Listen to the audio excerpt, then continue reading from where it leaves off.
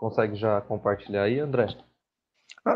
Vocês querem que eu compartilhe aqui? Eu fechei, peraí. Quem É que eu quer pensei que o compartilhar? Gustavo... Não, tudo bem. Eu vou entrar de novo, vou pegar aqui o link da apresentação então de novo. Mas, tá tranquilo. Acho que dá pra... Vai gravando, né? Vai sim. Só um segundo, porque eu tenho que achar aqui.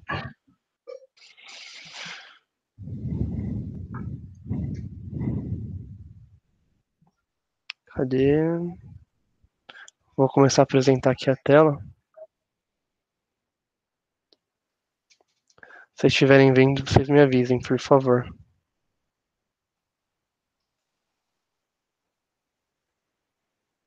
Ainda não tô vendo, não.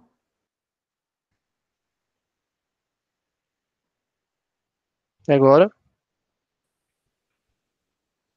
Tudo bem. Não. Também não. Peraí, Será deixa que a eu ver de novo. apresentação tem que ficar no do Gustavo lá?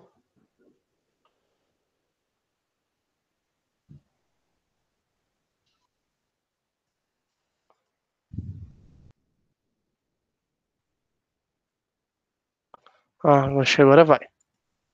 Opa. Aí, foi. Boa, agora abriu. Bem, então, a gente vai começar nossa apresentação sobre gestão de operações de saúde diante da pandemia da Covid-19. O Opa. nosso grupo é composto pelo Caio César, pela Júlia Gaspar, o André Rocha, a Michele Rodrigues, Gustavo Ponce e eu que sou o Henrique Nascimento. Eu vou fazer uma pequena introdução aqui sobre todo o trabalho que a gente vai estudar. Em dezembro de 2019, na cidade de Wuhan, localizada na província de Hubei, na China, vivenciou um surto de pneumonia de causa desconhecida. Em janeiro de 2020, os pesquisadores chineses identificaram um novo coronavírus, o Covid-19. No Brasil, os primeiros casos foram confirmados em fevereiro desse ano. Diversas ações foram implementadas a fim de combater o avanço da doença. E em 3 de fevereiro de 2020, o país acabou decretando emergência de saúde pública de importância nacional. Isso mesmo antes de confirmar o primeiro caso. Cerca de 3 semanas, mais ou menos, após a confirmação do primeiro caso de infecção pelo novo coronavírus, o Ministério da Saúde acabou declarando o início da transmissão comunitária no país. Em função dessa transmissão, o número de casos aumentou exponencialmente com o passar dos meses e vem aumentando até hoje. E, em geral, as emergências de saúde pública não podem ser evitadas, mas as consequências poderão ser reduzidas por meio da implantação de estruturas eficientes e logística médica de emergência. Então, a gente chegou à conclusão que o nosso estudo tem como objetivo discutir a adaptação da capacidade hospitalar em resposta à pandemia.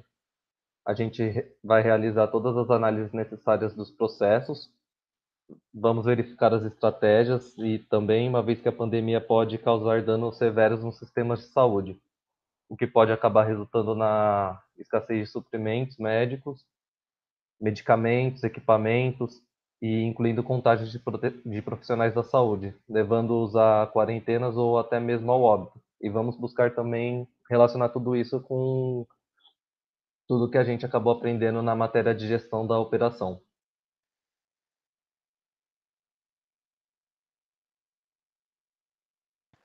Bom, eu vou falar um pouco sobre a pandemia em si, vou dar um overview, falando um pouco da questão socioeconômica, né?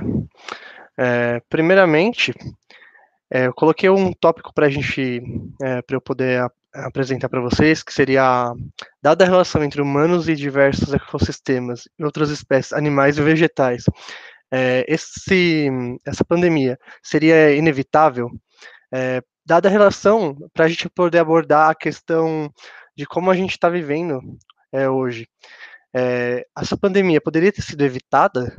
Eu acho que, pelo que eu estudei, para fazer a apresentação, esse trabalho.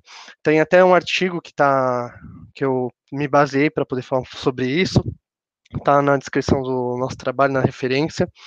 Muito provavelmente esse seria um efeito inevitável, até não só pela forma que nós vivemos, porque a gente tem casos de pandemia acontecendo muito antes e pandemias até piores.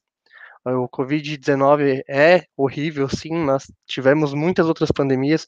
Então, de certa forma, a gente está suscetível a isso, porque nós somos seres humanos. Teve muitas pessoas que foram repercutindo, que teve até questão de preconceito com os chineses, até que no Brasil teve casos relatados sobre isso, que é algo totalmente descabível, né, esse tipo de situação.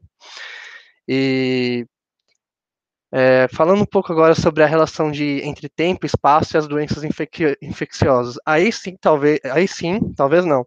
Aí sim entra na questão do mundo globalizado da forma que a gente vive hoje, as coisas se espalham muito mais rápido, realmente. A pandemia, nós não estávamos preparados para a pandemia, talvez até pelas últimas gerações não ter vivido algo parecido. A última que aconteceu foi a gripe espanhola em 1918.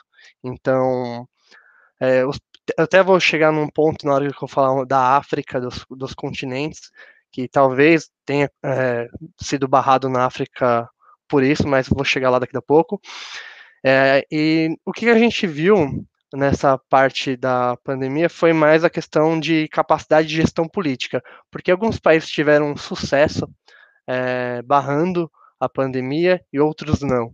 Porque alguns países tiveram uma relação de fatalidade muito alta e outros não. Isso se deve muito à gestão política de cada país e da capacidade ideológica, alguns países mais liberais, então tem um trânsito um pouco maior de pessoas, outro país um pouco mais fechado, então conseguiram é, é, segurar um pouco a pandemia, mas de certo modo todos foram afetados.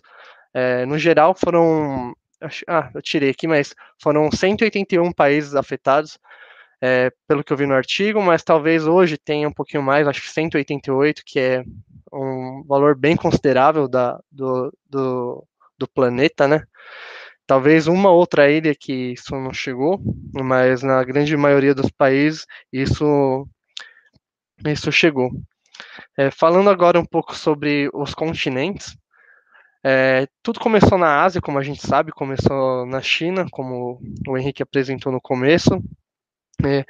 E na Ásia a gente viu que teve um controle satisfatório até da pandemia. Teve muitos países como China, Hong Kong, o Japão, Taiwan, Coreia do Sul, que eles conseguiram, com os recursos que eles tinham, bloquear a pandemia e atravessar essa fase econômica do país, que todos os países tá com uma projeção de recessão esse ano, em relação ao ano passado.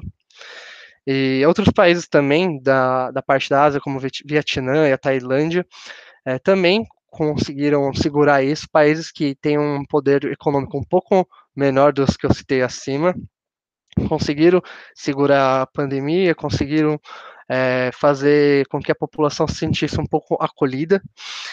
Agora, quando a pandemia chegou na Europa, que se pensava que seria um continente totalmente preparado por ser um continente que tem um bom plano de saúde para a população.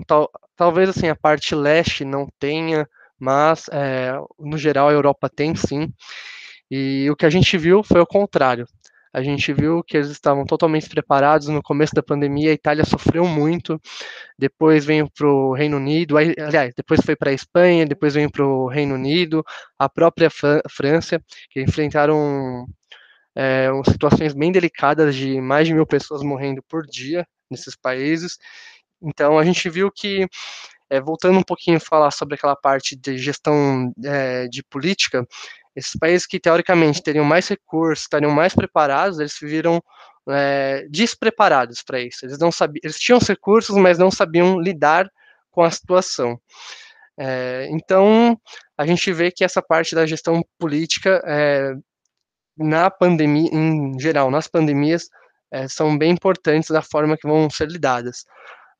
Passando agora para a questão da América, um caso que na América a situação também não foi um pouco diferente da Europa. a gente teve menos casos de mortes aqui, a gente teve até a questão da Costa Rica, que conseguiu suprir bem a situação, mas a gente teve o caso dos Estados Unidos, que quando a pandemia chegou lá, depois de certo tempo virou o epicentro da pandemia no mundo, e que um outro país também tem suas desigualdades, mas também é um país que tem muitas condições tem até hoje, né, condições para tentar reverter a situação, mas por uma questão política, não conseguiu suprir essa situação.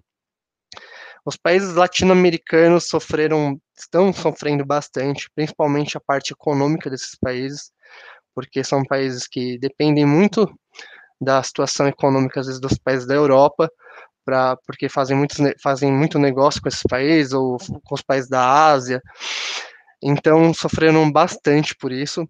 A situação do Brasil, que virou uma situação bem delicada entre os países da América Latina, no caso, porque a gente vai sofrer uma recessão este ano, e outra situação, né, é a quantidade de vítimas, a fatalidade aqui no Brasil, comparado aos outros países da América Latina, é bem alta, até também pela questão política do país, para o nosso governo ser um pouco negligente em relação aos cuidados com a população e com as medidas. No começo, o governo se atentou a algumas medidas, mas enfraqueceu, e hoje a gente vê que a pandemia aqui no Brasil está voltando a subir de novo, e a projeção é que nos próximos dias os casos aumentem ainda mais. Um caso curioso é o caso da África, que no começo se pensava que a África seria um país muito afetado, até pelos problemas socioeconômicos que a África tem, de todos os continentes. A África é o continente que teoricamente, mais sofreria, e o que foi visto ao contrário. Tem algumas teorias que o pessoal fala, que não tem um embasamento científico grande em relação a isso, mas seria porque a população, por estar mais em contato com vírus e bactérias, teria uma imunidade um pouco maior, por já ter tomado alguns medicamentos, mas não tem um embasamento científico nisso. E outra seria porque o país estaria um pouco mais preparado para lidar, por já ter passado recentemente por pandemias no continente, como o Ebola aconteceu em certos países, a própria AIDS. Então a população em si estaria mais preparada para lidar. A população saberia dos grandes riscos que aconteceriam. Mas a África, ela também está sofrendo na parte econômica, como todos os países, todos os continentes estão sofrendo. Na verdade, eu falei África, mas é o continente no geral. Tá sofrendo com isso. Mas a parte humana da África com certeza, tem suas limitações, mas está enfrentando de uma certa forma um pouco melhor até que se esperava. Então, é algo a se observar nisso. Outros países talvez tomem como, a população tome como um exemplo isso, né, lidar, porque nós vemos que muitas pessoas não sabem lidar ou banalizam a pandemia e acabam banalizando a morte com isso. Então, como a conclusão, peraí, deixa eu ver aqui, como a conclusão sobre a pandemia, no geral, esse overview que eu dei para a gente se situar na pandemia, seria o enfoque da gestão pública e o tempo de resposta nos critérios para medir a capacidade das instalações para responder às emergências de saúde e crises humanitárias. Ou seja, a gente tem um sistema hoje, o que a pandemia nos trouxe? Que todos os países, em sua capacidade, têm um sistema público de saúde que é defasado, que não tem a capacidade para suprir as necessidades de situações de emergência, até pelo fato de talvez a gente não ter imaginado que hoje, com a tecnologia que a gente tem, a gente não chegaria, por exemplo, a acontecer um caso que aconteceu na gripe espanhola, ou em outras situações parecidas assim, que a gente conseguiria barrar isso em pouco tempo. E o que aconteceu foi totalmente ao contrário. A gente está praticamente há um ano, né, que a pandemia começou na China no final de 2019, estamos há um ano, e A gente não tem uma projeção tão cedo de quando isso vai acabar, até pelo fato de ser um vírus e pelo fato da vacina demorar um pouco para chegar na população, principalmente na população mais pobre, que é a que mais sofre com isso. Então, esse foi um overview que eu dei sobre a pandemia. Agora o pessoal vai citar com mais detalhe algumas coisas, principalmente da parte aqui do Brasil, da parte dos hospitais, mas isso que foi um overview, pessoal. Vou passar aqui a voz e vou passar a apresentação. Entrando um pouco mais aqui no contexto que a gente viu em aula, no que a gente estudou nesse último quadrimestre, a gente vai falar um pouquinho sobre o sistema de produção hospitalar. Os hospitais são organizações com grande impacto social, visto que eles têm, né, a responsabilidade de lidar com a saúde das pessoas, e eles também geram muito emprego e oportunidade, pois eles dependem de mão de obra direta e qualificada. E também acabam gerando renda a fornecedores e outras empresas de serviço que estão ali à sua volta. Para garantir o funcionamento dessa rede, né, que é algo tão complexo, demanda-se um alto grau de capacitação em todos os níveis hierárquicos do hospital, principalmente na sua alta gestão. Você pode passar, por favor, para o próximo slide. De acordo com a teoria de modelo de input-output de transformação de Slack, Chambers e Johnston, que foi algo que a gente viu no decorrer das aulas, quando se fala de um hospital, tem-se uma operação predominantemente processadora de consumidores. O que é isso, né? São os recursos transformados, são as pessoas que, no caso, são os próprios pacientes. Ao entrar num hospital, os pacientes estão ali esperando receber um tratamento que lhe permite diagnosticar ou melhorar o seu estado de saúde, seu estado fisiológico. Pode passar para o próximo para mostrar o esquema. Aqui a gente tem um modelo desenvolvido pelo próprio grupo para resumir esse sistema de produção em um hospital. Os recursos transformados são os pacientes que entram no hospital, seja qual for a finalidade da sua ida, desde uma consulta mais simples, de rotina, até um caso de uma cirurgia emergencial, algo mais grave. Os recursos transformadores dos hospitais são as instalações e funcionários, porque temos de um lado o profissional da saúde, que atua fazendo o procedimento, faz os diagnósticos, mas de outro lado eles também precisam dessas instalações, desses recursos e equipamentos para impulsionar a sua ação, para ter certeza de que eles estão tomando a melhor decisão possível, seja em diagnóstico como em tratamento. Como input, a gente tem o atendimento aos pacientes sendo prestado por esses funcionários do hospital, e como output, a gente tem os serviços prestados aos clientes, de modo que se espera que esse possa ter uma melhora no seu quadro fisiológico, ou então um diagnóstico, um mapeamento de tratamento, para que possa ocorrer sua recuperação da melhor maneira possível. Pode passar. Concluindo, a gente nota que não há um produto sendo ofertado pelo hospital, mas sim serviços que estão sendo prestados à saúde do paciente. Então, a gente consegue concluir que os hospitais devem ser classificados como sistemas de produção de serviço puro. Aí, aqui, falando mais específico do caso da COVID, o fluxo é basicamente o mesmo que a gente mostrou no slide anterior, mas específico da COVID, a gente tem esse quadro, onde o paciente que possui os sintomas respiratórios, os quadros semelhantes àqueles do diagnóstico da COVID-19, ele é enviado para uma triagem separada e, após o atendimento médico, ele pode ser enviado para a UTI de COVID-19, que é uma área específica do hospital, que em todos os hospitais está sendo bem separada dos outros pacientes, para uma área de emergência, num caso mais grave, tendo que fazer um procedimento cirúrgico, algo do tipo, ou para uma enfermaria de COVID, ou ainda continuar esse tratamento em casa, fazendo o repouso e o isolamento domiciliar.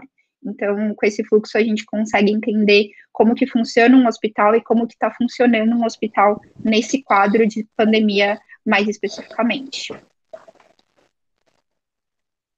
Falando mais do fluxo do hospital e uma visão geral da cadeia existente lá dentro, tem basicamente 5 níveis que a gente conseguiu identificar. Então, o primeiro nível seria o planejamento e controle de pacientes. O segundo nível seria o planejamento e controle dos grupos de pacientes. O terceiro é o planejamento e controle de recursos. O quarto é o planejamento e controle de volume de pacientes. E o quinto é o planejamento estratégico. Eu vou dar uma detalhada em cada um para ficar mais fácil. Então, no planejamento e controle de pacientes, tem uma programação para as visitas, admissão e exames de pacientes. Então, procura-se com os processos usados para facilitar as atividades do dia a dia do hospital, como a programação de horário de consulta de pacientes e exames. São coisas mais rotineiras que está mais ligado com os horários de pico em relação à demanda e à oferta. Já no planejamento e controle de grupo de pacientes, está ligado no fluxo de pacientes com um número mais previsto de pacientes por período, tem uma disponibilidade mais especializada de recursos, a capacidade de recursos também um pouco mais controlada. Então, com isso, o segundo nível, ele consiste em verificar se a programação de pacientes do dia está alinhada com as exigências de serviços e recursos destinados ao grupo de pacientes. Então, já um controle um pouco maior. No nível 3, aqui a gente está falando do controle de recursos. Então, em relação aos fluxos de pacientes, tem um número já mais esperado de pacientes por grupo, tem uma exigência maior de capacidade por grupo de paciente, que dá um controle melhor na alocação de recursos compartilhados, no grupo de regras desses recursos. Então, dá um nível de demanda e oferta mais especializado. Então, a gente pode concluir que tem por objetivos a verificação da disponibilidade na quantidade e tempo necessário de recursos para diferentes grupos de pacientes. Já para o nível 4, que a gente fala de controle de volume de pacientes, no fluxo de pacientes a gente tem um volume bem menor, né? E o número de pacientes por grupo também menor, dando melhor ainda a capacidade de limite de corte para os recursos, uma verificação e controle muito maior. E com relação à demanda e oferta desse grupo, desse nível, a gente tem uma combinação mais concisa. Então, ele consiste em determinar o número de pacientes por grupo, considerando algumas informações. Então, aqui ele já tem um controle um pouco maior. Já no nível 5, que é o planejamento estratégico, ele está ligado às especialidades desses pacientes, no grupo de pacientes, já direcionando na unidade de negócio do hospital. Então, centro cirúrgico, UTI, então já tem um controle um pouco melhor. E em relação aos recursos, tem uma colaboração e a parceria muito maior, também ligado diretamente com os convênios. Então, no nível 5, preocupa-se com o planejamento a médio e longo prazo da organização hospitalar, principalmente no que tange a investimentos e recursos. Isso numa visão geral dentro do hospital, né? E aí, falando da cadeia de suprimentos do hospital, a gente tem aqui pensando que o coronavírus ele se espalhou, né, e revelou falha em vários sistemas, inclusive no sistema de saúde. Então, para a gente entender mais ou menos onde estão essas falhas, eu trouxe aqui a cadeia de suprimentos. Então, a gente tem os fornecedores, que são os laboratórios, fabricantes de outros materiais, equipamentos, medicamentos, distribuidoras, o próprio hospital, que está na aquisição desse material. Então, ele vai adquirir, ele vai receber, armazenar corretamente, que muitas coisas precisam ser entregues de imediato, tem um prazo de validade muito curto, então precisa de uma armazenagem correta. E a distribuição interna, né? O hospital, ele, além dele receber tudo isso na farmácia, ele precisa redistribuir para os seus centros. E é aí que entra o uso interno. Então, a prescrição, a administração desse medicamento e desses equipamentos. E, por fim, o cliente final, que é o paciente. Uma característica dessa cadeia está associada à necessidade de coordenação na programação da entrega do serviço e na localização dos pontos de produção e consumo. Então, mesmo que os serviços sejam, sei lá, deslocados para um cliente, que no caso é um paciente, que se encontra, por exemplo, a realização de exames laboratoriais, ele precisa estar no lugar certo e na hora certa.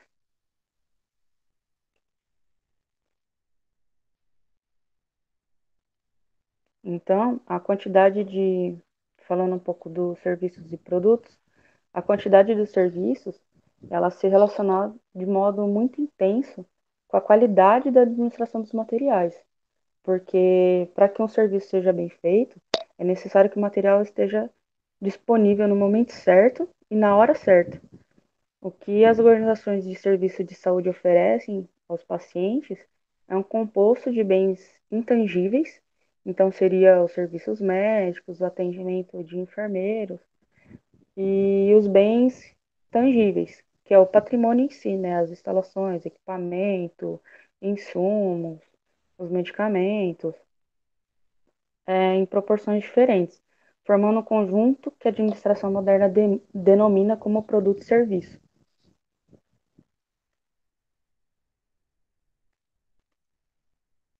Falando um pouco do mapeamento de cadeia produtiva do hospital e falando diretamente dos fornecedores, os fornecedores são fonte de suprimentos para toda a empresa, no caso, todo hospital interessado em suprir suas necessidades, a necessidade de outra empresa. Então, toda a cadeia dela está ligada ao hospital. Então, todo fornecedor do hospital vai ser, como eu tinha dito anteriormente, ao laboratório, fabricante de equipamento, distribuidoras, todo mundo ligado. E eles são escolhidos os fornecedores que têm o procedimento correto. Então, cumpre as condições estipuladas sanitárias, tem os acordos entre eles. Para essa relação de fornecedor, eu pesquisei dois autores principais, o Barbieri e o Paterno. E para o Barbieri, a escolha dos fornecedores deve ser feita dentro do critério de pontualidade, qualidade, quantidades solicitadas, velocidade nas entregas e custo mínimo de organização. Então, para se ter um fornecedor, ele tem que atender a todos esses requisitos. Já para o Paterno, a seleção de fornecedores deve obter 4 fases: a fase de levantamento, a fase de estudo de classificação, a fase de negociação e a fase de seleção. No fim das contas, essas duas classificações, elas se complementam, né? Então, no que acontece é que tanto a classificação de Barbieri quanto a classificação do Paterno, elas se complementam. E nisso, cria algumas classificações de fornecedores. Então, dentro do hospital, a gente tem os fornecedores tradicionais, que são os fornecedores mais antigos, que o hospital já está acostumado a transacionar, já existe um acordo mais antigo, já tem um fluxo mais detalhado e mais exemplificado, já ocorre já há algum tempo. Tem os fornecedores automáticos. Geralmente, esses fornecedores automáticos, eles estão ligados diretamente ao estoque. Então, por exemplo, já é um fornecedor automático de suprimento de algum medicamento que não pode faltar no hospital. Então, isso já acontece de uma forma automática. Então, essa entrega é feita semanal, mensal, enfim, já tem um controle mais automatizado. Tem os fornecedores exclusivos, que é conhecido como os monopolistas.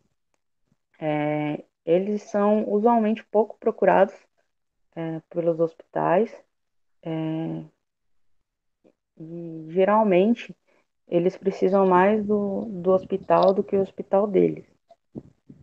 Já os fornecedores especializados está ligado mais com material mais especialista, algo mais característico, algum equipamento mais específico para aquele hospital ou um medicamento mais específico para aquele hospital. Geralmente esse tipo de fornecedor, ele tem um contato mais ocasional assim com o hospital, não é um contato muito frequente nem direto, até porque por causa da especificidade e também porque dificilmente algum material assim ele é solicitado com frequência pelo paciente, que é o cliente final do hospital.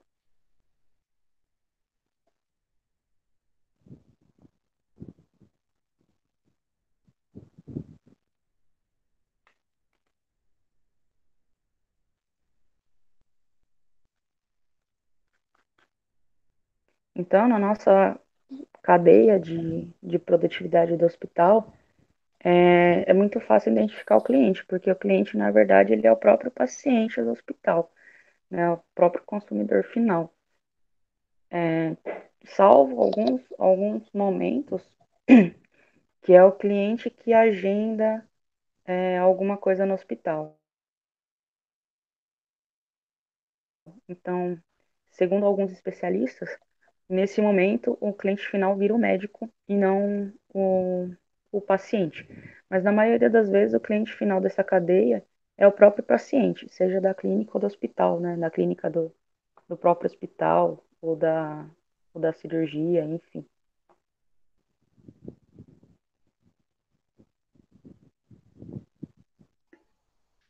Bom, professor, agora trazendo o assunto um pouco mais para em que ponto a gestão de operações ela é impactada e ela pode ajudar diante o cenário da Covid-19, acho importante primeiro a gente falar que todas as áreas que a gente estudou durante o curso da gestão de operações, elas foram impactadas, mas que toda a atuação destas são de extrema importância para que se possa virar esse jogo, para que as instituições possam se programar de uma maneira a poder atender esse novo cenário. Então, basicamente, o que a gente notou aqui, de acordo com as pesquisas, é que o surto causado pela pandemia, ele acaba gerando aí um aumento repentino da demanda geral, em um primeiro momento, né? E como consequência, no ponto que a gente já está agora, onde a doença já está evoluindo há um bom tempo, também tem um aumento da necessidade dos leitos, né? Porque a ocupação está maior. Então, pode passar aí, André. A gente listou 3 cenários possíveis para poder fazer algumas comparações. O primeiro cenário que a gente viu é o convencional, então é o cenário mais estável aí, né? O do dia a dia, entre aspas, normal. Quando a gente tem como espaço ali o usual que se tem do dia a dia, os funcionários são solicitados conforme necessidade, conforme planejamento realizado. Os suprimentos normalmente estão disponíveis, uma situação ideal, né? Atendimentos são aqueles também que a gente já comentou, rotina de exames, cirurgias, enfim. E não se tem grandes metas de expansão, tem-se ali trabalhado uma taxa de 20% nesse estudo, mas eu não sei se está correlacionado diretamente ao cenário, mas talvez ao próprio crescimento do hospital como um todo. E a abrangência local, então o hospital só vai atender a região ali a que ele se insere, pessoas que moram próximos e são conveniadas a este, enfim. O segundo cenário listado é o de contingência, onde acontece alguma, entre aspas, tragédia, que é algo de momento ali. Então, por exemplo, essa semana teve ali um acidente lá entre o caminhão e o ônibus, onde mais de 50 pessoas foram hospitalizadas ali em poucos minutos. Então, os hospitais têm que ativar ali um modo de contingência, onde algumas áreas de atendimento ali são superlotadas durante aquele momento, então há necessidade de deslocamento de entre equipes para poder suprir aquele momento ali de contingência. Os suprimentos, eles são remanejados, então há uma adaptação ali para poder atender aquele momento e se tira de algumas áreas que não estão utilizando naquele momento. É feito um remanejamento como um todo, né? E pode-se até, dependendo da situação, ter ali um aumento de capacidade de um leito, um remanejamento, utilização de uma área que não era para aquela finalidade, mas que para aquele momento se faz necessário, e a abrangência deixa de ser local e passa a se tornar, por exemplo, regional ou estadual. E por fim, a gente tem ali o nosso cenário da pandemia, que já é um cenário de crise. Então, o que se nota é que, por exemplo, os espaços, né, é necessário uma expansão deles, porque a demanda aumenta muito, então se a gente dá uma olhada ali no objetivo de expansão, a gente tem ali uma taxa calculada de 200% a mais do que a capacidade usual, então há uma necessidade ali de acordo com a teoria, de até triplicar o espaço que se tem para trabalhar. A quantidade de funcionários normalmente é insuficiente, há uma escassez de suprimentos, e também os atendimentos eles são mais intensivos, são em massa, muito incompatível, é uma rotina totalmente diferente da que é vivida usualmente.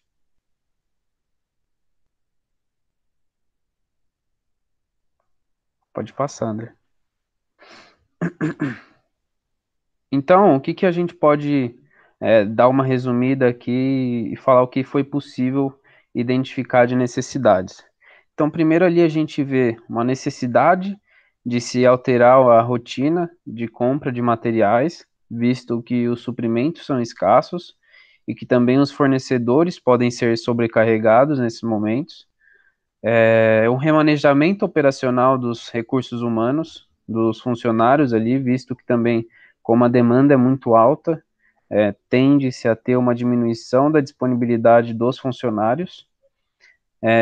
Terceiro ponto, a reavaliação dos espaços para cada uma das alas dos hospitais, isso porque há uma demanda maior, de fato, e que, além disso, no cenário que a gente vive de pandemia aqui, né, tem-se uma demanda específica por conta da transmissão do vírus, né, são necessárias alas específicas para a Covid, então também é um cenário um pouquinho diferente.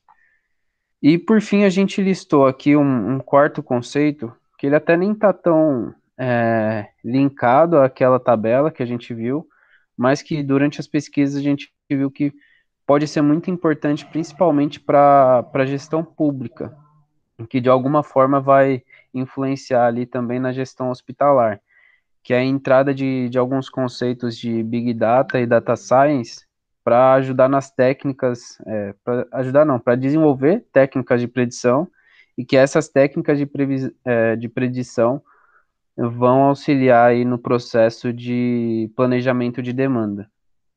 Então, a gente resumiu essas 4 necessidades para abordar agora, dentro dos conceitos de planejamento e controle da produção e também de logística.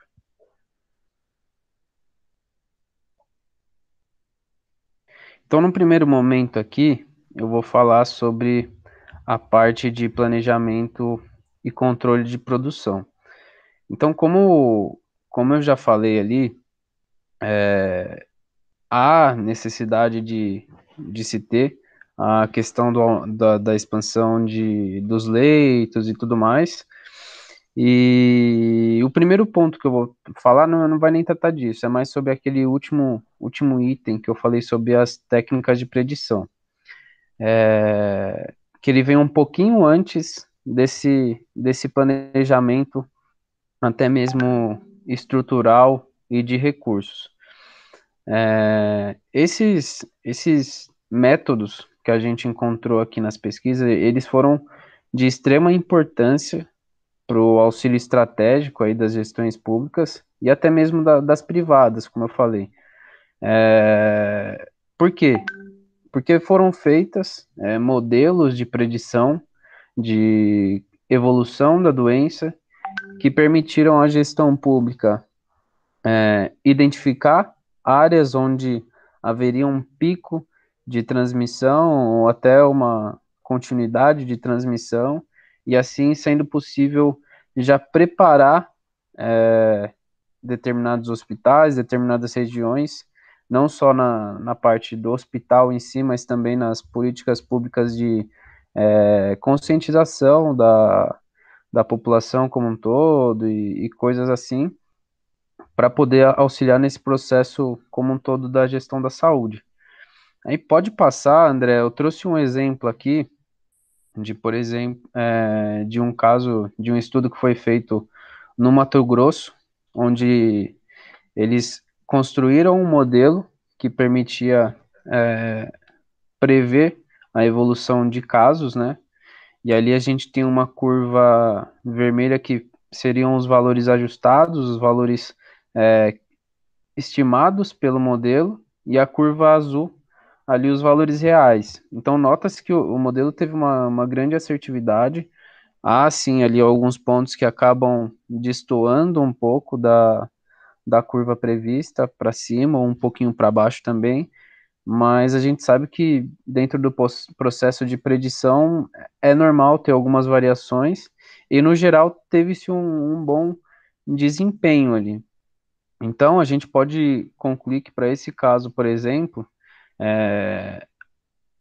há um grande auxílio, há um grande ganho por parte da gestão, né, no sentido de você ter ali uma técnica que de fato pode te mostrar picos e mesmo período em que a doença tende a evoluir, e assim poder ser feita uma melhor gestão ali pública e também dos hospitais para a área que está sendo falada ali no caso do Mato Grosso. Bom, posto isso, falar um pouquinho agora mais da parte do planejamento operacional. Então, como a gente vem falando, nota-se que é necessário, tem-se uma maior demanda, né, e que, por isso, é necessário mais espaço para atender, logo de cara, sim. E como eu falei ainda na parte lá da tabela, há também um outro ponto específico para a COVID, de que há uma necessidade de se ter alas separadas. Então, não basta eu aumentar meu leito, mas sim eu preciso separar esse leito dentro do hospital. Até resgatando um pouco do que a Júlia falou lá no começo, a gente nota que o fluxo lá ele já acaba sendo direcionado logo na recepção do paciente. Então, à medida que se tem algum sintoma respiratório, ele já é direcionado para essa ala separada, porque há sim o risco de transmissão para outros pacientes que podem estar com a saúde debilitada por algum motivo, ou até nem tão debilitada assim, podem acometer a contrair o vírus, aí caso fossem alas próximas ou coisa desse tipo. Então a gente listou aqui duas possibilidades, né, que a gestão aí hospitalar pode conduzir para atender esse período de maior demanda, esse período de pandemia. O primeiro seria remapear áreas já existentes. Então, pode ser que, por exemplo, putz, a minha área lá não sei, tá? Tô dando um exemplo bem aleatório. A minha área da pediatria costuma receber está recebendo uma demanda menor do que o padrão, e eu tenho um espaço relativamente grande para poder atender esse público. Então, putz, eu pego essa ala aqui da pediatria, eu remanejo ela para uma outra menor e onde não há necessidade de isolamento, e aquela ala ali específica da pediatria eu posso utilizar para fazer atendimento do Covid. E assim por diante, eu não sei exatamente áreas, né? Depende muito do hospital e do que se tem disponível, mas o ponto é que é possível fazer um remanejamento, um remapeamento aí de acordo com o que se tem de demanda e de espaço disponível para cada uma das finalidades ali dentro do hospital. E fora isso, também aqui já um pouco entrando na parte da gestão pública, né? Também a possibilidade de se buscar por novas áreas para atendimento daqueles pacientes. Então, a gente viu aqui, por exemplo, no Brasil, teve a questão dos hospitais de campanha. Então, putz, aqui em Santo André mesmo, onde tem a UFABC, foi feito um hospital de campanha e isso se deu exatamente por conta da falta de espaço nos hospitais da região para atendimento, né, dos pacientes. Então, foi necessário pegar espaço como universidades, a UFABC foi um exemplo, mas também tiveram vários estádios de futebol que foram utilizados para atender pacientes, onde foi montada ali toda uma operação específica para atendimento desses pacientes. Então, é uma segunda opção aí um pouco mais cara, um pouco mais custosa como um todo. É necessário montar todo um planejamento do zero ali para fazer esse atendimento, né? Mas acaba sendo necessária em alguns momentos nesses casos de pandemia.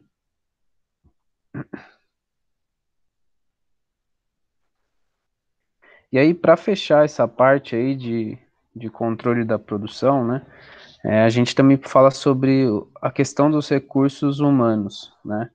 Como a gente falou, mais uma vez, aumento da demanda não requer somente o aumento do espaço necessário, né, para se atender aquela demanda, mas também requer um maior contingente, maior quantidade de funcionário para poder fazer o atendimento aos pacientes. E no caso aqui da gestão da saúde, de uma gestão hospitalar, a gente nota que, putz, não é um funcionário qualquer que vai estar disponível ali para atuar no dia a dia. São funcionários especializados, formados e que é difícil de se contratar, principalmente nesse momento de pandemia, visto que não é só um hospital que precisa.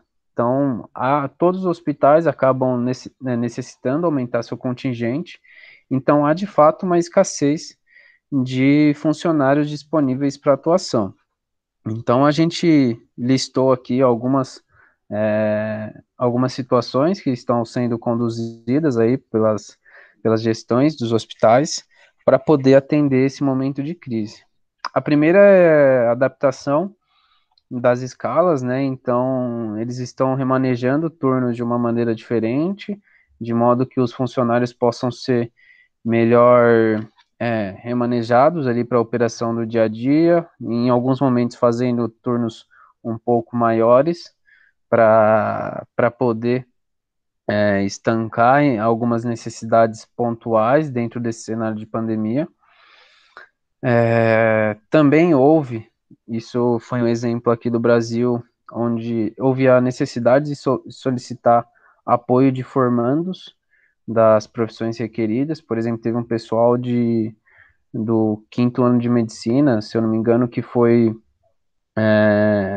escalado para trabalhar não como médico efetivo, mas atuando em conjunto para auxiliar na parte de enfermaria e tudo mais.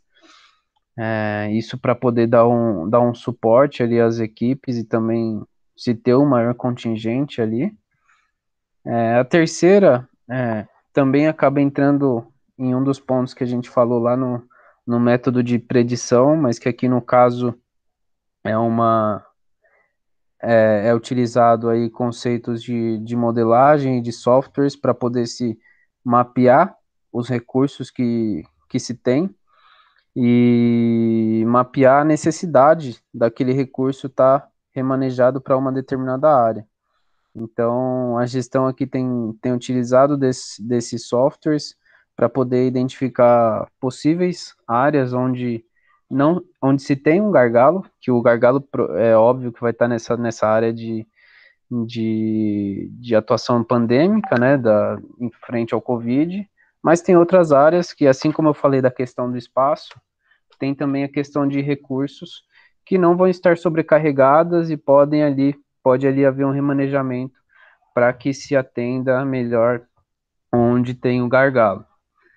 E aí, por fim, também é um ponto importante que está sendo conduzido, é a utilização aí de EPIs e também algumas outras técnicas de condução ali do dia a dia para reduzir a exposição dos funcionários frente a essa síndrome, né, gripal, e evitando também a própria transmissão entre os funcionários, porque se nesse momento eles forem também infectados, acaba tendo que entrar em todo o processo de quarentena, assim como qualquer outro paciente normal, e esse é um funcionário que o hospital não poderá contar mais durante ali um determinado período. Então, acaba ocasionando uma perda direta para o hospital em termos de recurso humano. E eles estão com alguns planos para evitar esse tipo de transmissão.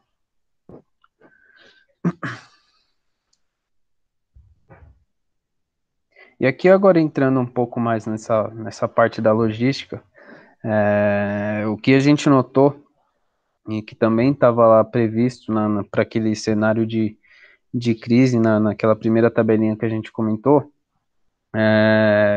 passaram a ser comuns notícias que mostram que, de fato, os equipamentos de proteção individual, medicamentos e outros tipos de equipamentos, de recursos necessários ali para a atuação dos médicos, dos enfermeiros, eles estão em falta. Então, é necessário que haja uma melhor gestão de estoque, né? A gestão de estoque que vai controlar não só insumos, mas também uma parte do processo e também do produto que está sendo adquirido ali. Pode passar, André. A gente trouxe aqui um case que é do Hospital Estadual Américo Brasiliense. Nesse case aqui, foi abordado diretamente esse ponto, né? Eles estavam com óbvio, assim como os outros hospitais, um impacto direto no abastecimento de insumos. Então, a área de gestão de suprimentos teve que atuar diretamente para poder conseguir estabilizar a situação.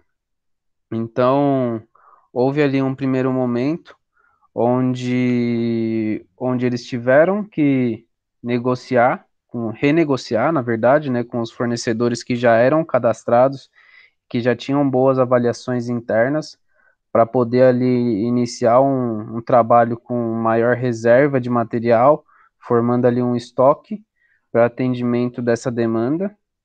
E de maneira paralela, eles também trabalharam ali com a busca de novos fornecedores para que, enquanto está acabando aquele meu estoque ali, eu já estou negociando com um outro, para no momento de necessidade, de o estoque tendendo a zerar e o meu fornecedor atual não ter disponibilidade de me reabastecer, eu já tenho um outro ali que pode me atender nesse momento de crise. Então, o hospital teve ali basicamente algumas etapas, né, que eles conduziram para poder fazer um mapeamento melhor dessa parte de controle de suprimentos. Então, primeiramente, eles estudaram as recomendações de usos de EPI para se atuar mediante ao Covid e também os protocolos de atuação que foram definidos para esse cenário. Após isso, eles capacitaram toda a equipe para uso adequado, para evitar desperdício também dos EPIs e dos materiais como um todo nesse momento. A partir disso, foi feita aí uma predição, uma estimativa do consumo de EPIs e medicamentos por dia, e desse modo se implementaram indicadores que permitiram análises diárias sobre esse consumo. E por fim, foi feita, como a gente falou ali, uma parte do controle desses estoques, do controle de contratos com fornecedores, enfim, tanto para medicamentos quanto EPIs.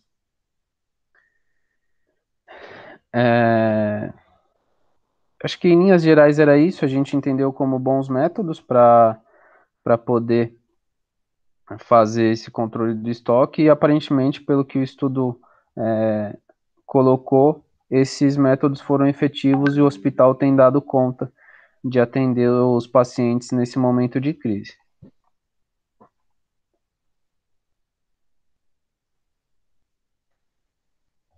E aí, por fim, aqui, professora, a gente trouxe a sessão aqui tratando de problemas econômicos, ambientais e sociais.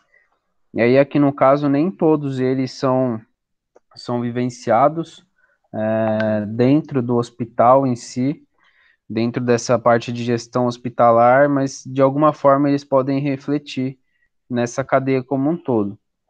Então, aqui na parte. Acho que você passou um a mais, André. Acho que é o econômico antes. Ah, não, pode ir então. Então, nessa parte aqui ambiental, a gente nota que houve um aumento, óbvio, por conta das pessoas ficarem mais tempo em casa, isoladas, em quarentena. Houve, então, um aumento na quantidade de resíduos sólidos domiciliares, que normalmente eles não têm, as pessoas não têm, principalmente aqui no Brasil, as pessoas não têm consciência acerca do descarte correto desses resíduos, e aí acaba havendo uma superlotação dos pontos de coleta e também de poluição nas próprias ruas, córregos, enfim. Além disso, da parte aqui mais dos hospitais, por conta do aumento da demanda de atendimento dentro dos hospitais, houve um crescimento aí estimado de 10 a 20 vezes dos resíduos hospitalares como um todo. Então, é uma quantidade também muito grande. O segundo ponto, houve aumento da utilização de máscaras, de álcool, de luvas, e isso refletiu nos tipos de resíduos produzidos, né? Ali a gente coloca o plástico que tá dentro não, ele é utilizado tanto ali na embalagem do álcool quanto para se produzir. As luvas são, não chega a ser um plástico, é a borracha, né? Mas os plásticos estão envolvidos diretamente ali nesse tipo de descarte, né? Então, esse descarte mal feito do plástico ali, como a gente cita, o propileno e os elastômeros, eles podem acarretar em dois problemas, né? O primeiro é um problema ali de recurso hídrico, onde há poluição do recurso hídrico, e uma vez contaminado esse recurso hídrico, e ele sendo utilizado para, por exemplo, regar uma plantação, o próprio consumo direto em áreas que não tem uma boa distribuição de recursos, né, pode acabar levando a alteração ali na composição da água que está sendo consumida, e essa alteração na composição pode levar a um desenvolvimento de obesidade, infertilidade, câncer. Então, são problemas que pode não ser enxergados hoje, mas vão afetar nós lá na frente. E também acabam afetando os hospitais, acabarão afetando os hospitais lá na frente também, não só a nossa saúde em si.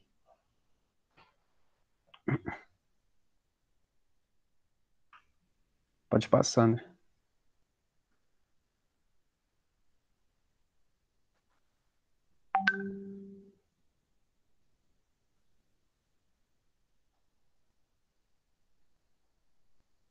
Travou aí?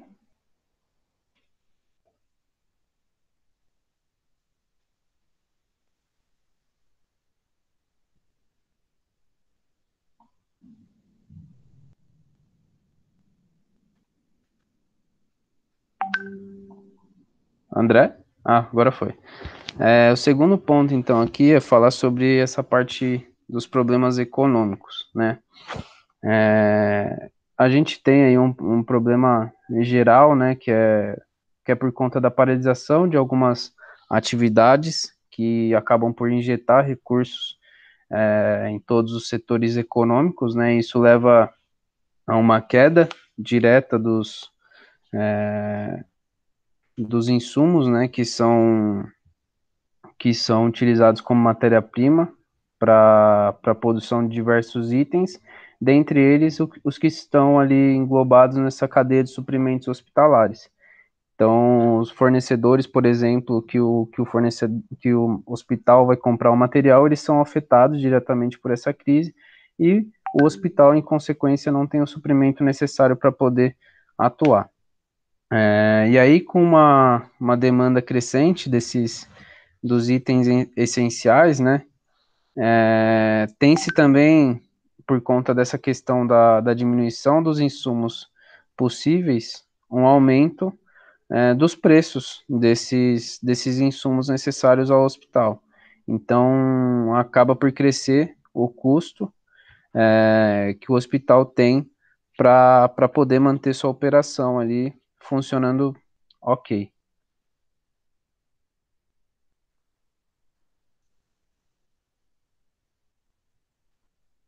E aí, por fim, os problemas sociais. Há ali um aprofundamento da desigualdade social, visto que muitas pessoas, principalmente que já eram de uma classe de baixa renda, acabam sendo dispensadas do trabalho e tudo mais. Então, há ali um aprofundamento dessa desigualdade. Além disso, essas pessoas de população de baixa renda, como tem maior necessidade também de trabalhar, vão se arriscar mais, e isso leva a uma maior propensão de contaminação. Então, além da saúde pessoal ali, da saúde da pessoa que está sendo contaminada, há também um aumento do risco de haver uma contaminação em massa, e também acabando não gerando estancamento da situação, e sim uma propagação desse cenário de crise. E assim, também tem um outro impacto que a gente vai passar por transformações, então a gente está reaprendendo a trabalhar, então algumas das atividades econômicas aí que são feitas hoje, num cenário pós-pandemia, onde estaremos mais estabilizados, elas podem deixar de existir, e isso pode levar ao maior agravamento dessa questão da desigualdade social.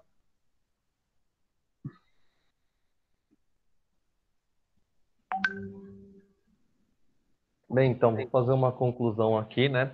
O presente estudo apresentou informações e medidas que estão sendo aplicadas no combate da Covid, em relação a espaços, funcionários, suprimentos, e a gente visou entender e aplicar os conceitos de gestão da operação durante esse período da pandemia, nos hospitais brasileiros, buscando minimizar os efeitos logísticos da pandemia e, consequentemente, os efeitos quantitativos e de pacientes sem pegar o Covid ou de pacientes internados, e também evitando óbitos.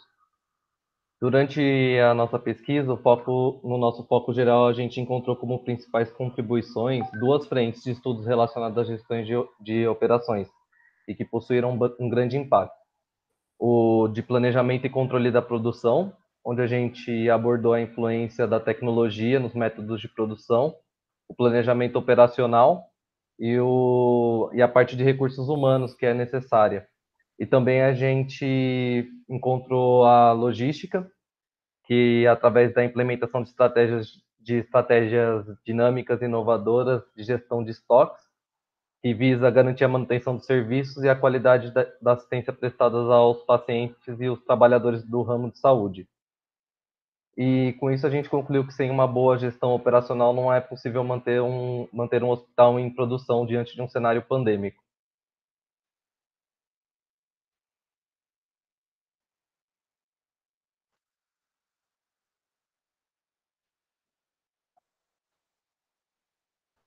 Professora, por fim, a gente tinha colocado aqui um vídeo que meio que resumia toda essa parte da gestão operacional como um todo. Ele tem um pouquinho ali de um foco da parte do apoio das engenharias de software, enfim, de uma parte de automatização de processos dentro dos hospitais, que facilitam o dia a dia ali da parte da gestão e auxilia também na redução de perdas de tempo, de recursos, enfim. Mas visto que a gente já acabou estourando o período de 1 hora aí, não sei se você acha que faz sentido a gente apresentar esse vídeo. Talvez a gente possa deixar ali como um opcional. Tem quanto tempo esse vídeo? Se eu não me engano, ele tem 14 minutos ou 20. Tem 13 minutos, pelo que eu lembro. Se vocês quiserem apresentar, pode apresentar. Pode dar o play aí então, André, a gente vai comentando em cima.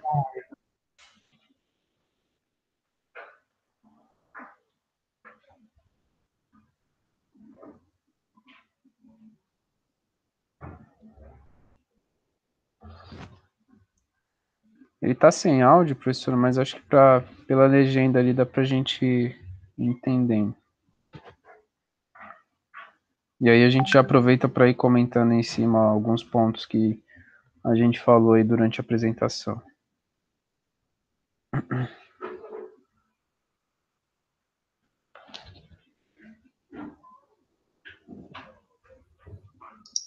É o André que está recebendo várias mensagens aí? Que está fazendo barulho? Pode ser. Acho que precisa desligar o som do André, né?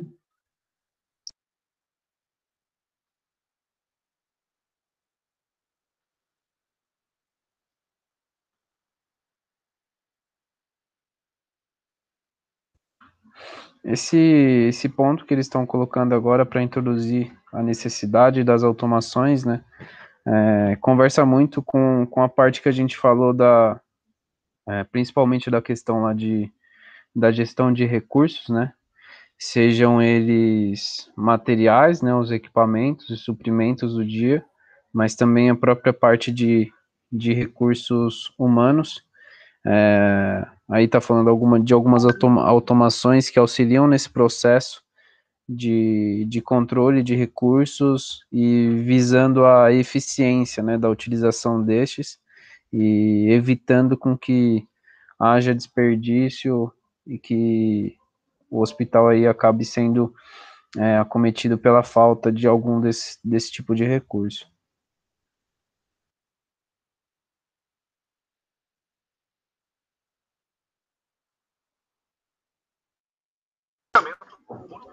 E essa parte aí também ele acaba mostrando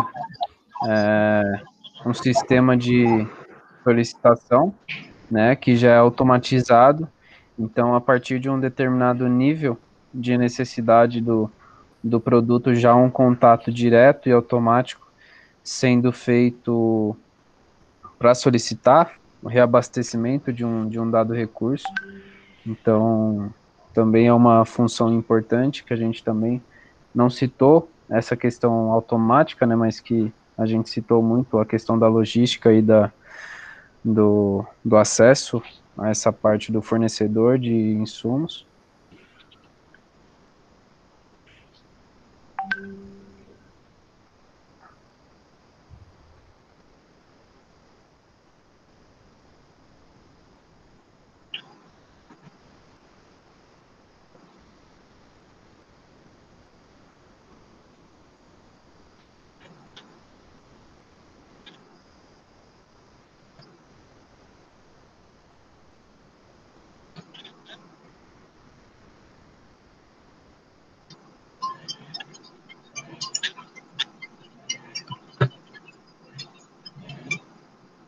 Acho que fechou aí, André, a apresentação.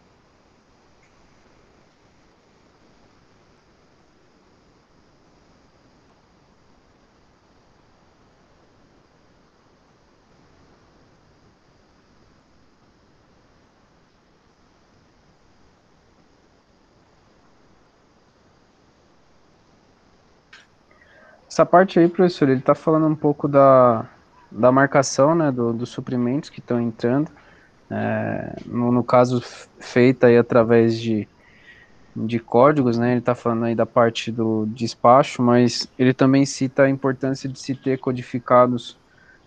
codificados, né, todos os estoques que estão armazenados dentro do hospital, aí de alguma maneira, porque essa codificação é o que vai permitir ser feita uma ligação aí com os sistemas automatizados que, que eles estão apresentando aí durante o vídeo. Aí também entra a questão do que a gente falou do Big Data, dos controles de software no hospital, não só para fornecedor, mas também para toda a operação.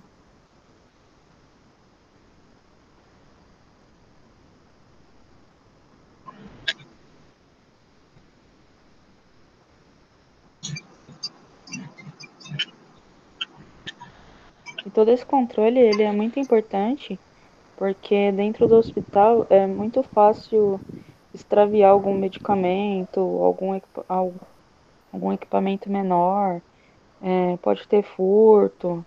Então, toda essa automatização é muito importante para que toda a cadeia funcione de forma correta.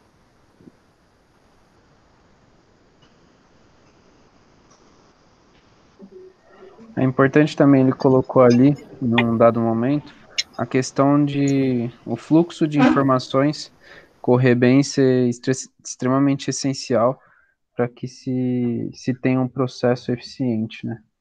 Isso é um ponto importante.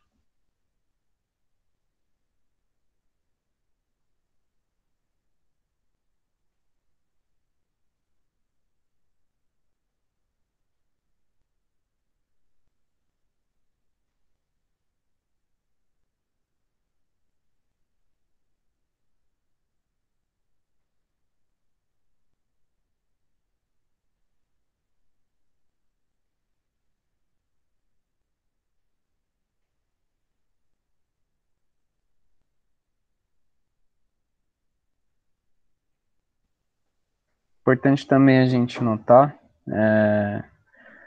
a interligação das áreas, né? Esse foi um dos pontos que a gente comentou durante algumas aulas e que se tornou notório nesse trabalho, porque você percebe ali que uma manipulação errada na gestão de estoque leva a outro erro ali na parte logística e da cadeia de suprimento, né? De contratação com o fornecedor, e como ele está colocando ali no vídeo, também tem um impacto na área do setor financeiro, e por fim, pode também ter um impacto ali na linha de frente, na operação do dia a dia em si.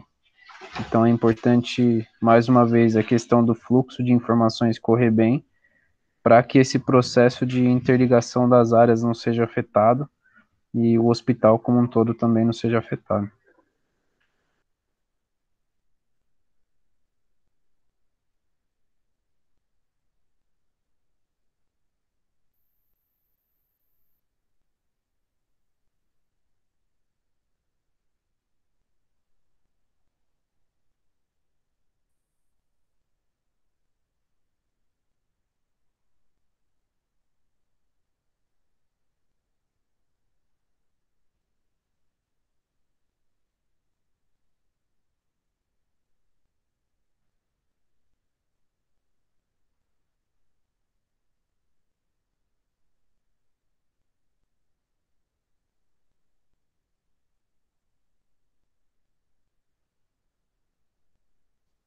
André, acho que se quiser pausar o vídeo, agora ele entra mais uma parte do software em si. Acho que os comentários que eram pertinentes a gente fazer com relação ao processo e fazer uma comparação aí com a apresentação do grupo já foram. Não, eu ia falar isso agora. Se tiver alguma dúvida, a gente está disponível aí. No mais, acho que a apresentação foi essa.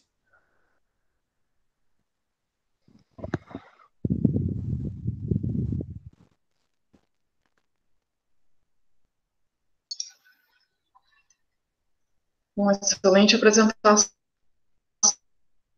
que vocês seguiram, que eu propus. Então, ótimo, gostei bastante. Que vocês aprenderam.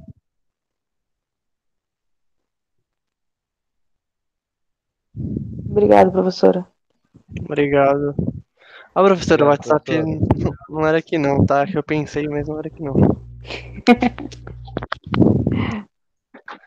Hã? Valeu, galera. Tá gravando ainda? Valeu. Tá, eu Que não ainda sei. tá. Dá pra Tá cortar com o já. Gustavo. Dá uma pausa na gravação aí, André. Tá com o Gustavo lá. Tá com o Gustavo, Pode não tá parar. comigo Ah, não. tá com cu? É, por isso que eu falei, acho que o som do WhatsApp não era meu não, porque tá gravando. É, tá no Gustavo.